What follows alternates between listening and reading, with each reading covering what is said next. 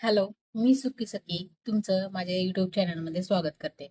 मी आज तुम्हाला एक अशी गोष्ट सांगणार आहे ज्याच्यातून एक जीवनाचं सत्य तुम्हाला समजेल. तर चला आपण गोष्टीला सुरुवात करूया. राजू आणि रमेश नावाचे दोन मित्र होते बरं का. आणि ते एवढे जिवलग मित्र होते ना, ते एकमेकांची प्रत्येक गोष्ट शेअर करत होते.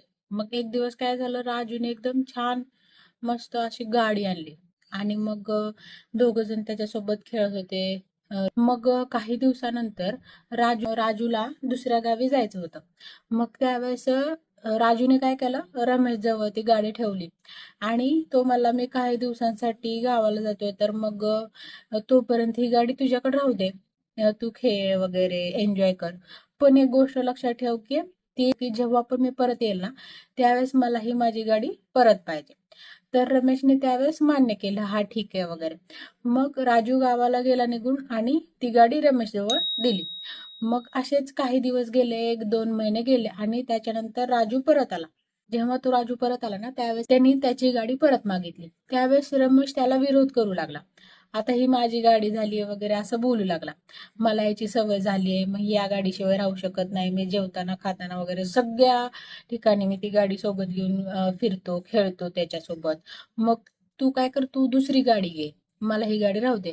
पण त्यावेळेस राजूने हे अमान्य केलं. तो म्हणला की नाही, जातानाच मी तुला सांगितलं होते की जेव्हा पण मी परत येईल ना, त्यावेळेस मला माझी गाडी परत पाहिजे.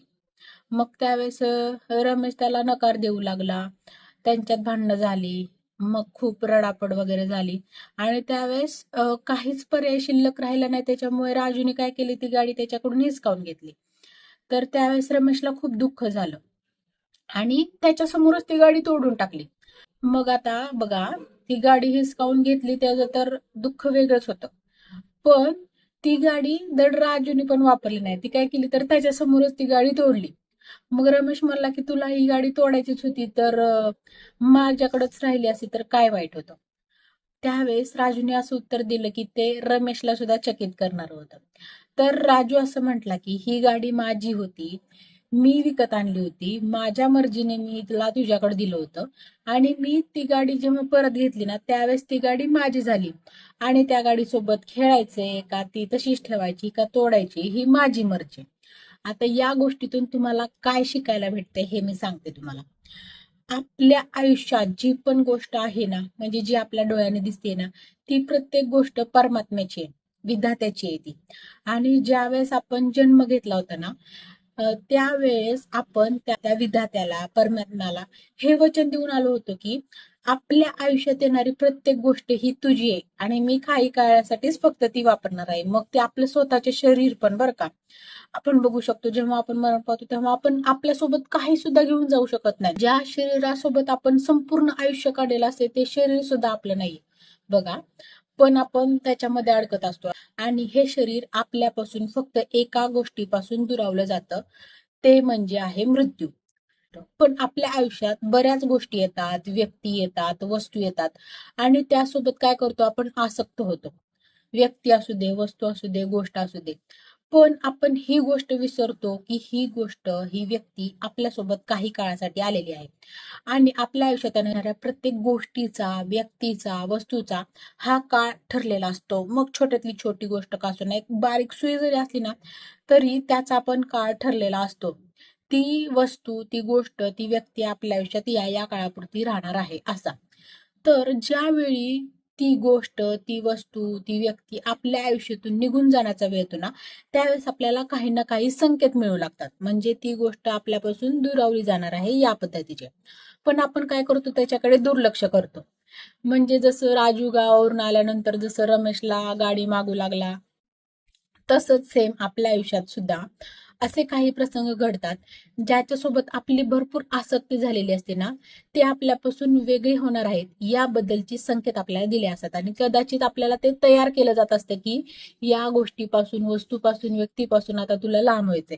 पण आपण ते काही मान्य करत नाही. आपण काही ना काहीतरी कुठल्या ब्राह्मणाकडे जा, ही गोष्ट माझ्याकडे राहावी म्हणून प्रयत्न करतो. एखादी गोष्ट लांब गेली तर ती गोष्ट परत मिळवण्यासाठी प्रयत्न करतो. पण मला एक गोष्ट माहित झाली की जेव्हा आपल्या आयुष्यात एखादी गोष्ट निश्चित काळासाठी ठरलेली असते ना, मग आपण लाख प्रयत्न करू दे, आपण काही सुद्धा केलं तरी ती गोष्ट जर जाण्याची वेळ असेल ना, तर आपण त्या गोष्टीला सोडणंच उत्तम असतं. जर आपण त्याला पकडून बसलो ना, तर जसं रमेशला दुःख होत होतं ना, राजू गाडी परत मागतोय, तसंच सेम आपल्याला सुद्धा दुःख होत असतं. मग ते एका व्यक्तीबद्दल असू दे, नाही तर गोष्टीबद्दल असू दे, नाही तर वस्तूबद्दल असू दे. त्याच्यामुळे मला एकच गोष्ट ह्याच्यातून सांगायची आहे, की जी पण गोष्ट, व्यक्ती आपल्या आयुष्यातून निघून गेली आहे ना, तर त्याच्याबद्दल आपण दुःख करत बसायचं नाही, किंवा हे केलं असतं तर ती वस्तू, गोष्ट, व्यक्ती माझ्यासोबत राहिली असती, ते केलं असतं तर मी असं वागले नसते, तर ती व्यक्ती मला सोडून गेली नसती, असा विचार करण्यात वेळ वाया घालवायचा नाही. तर गेलेल्या गोष्टीला स्वीकारायचं.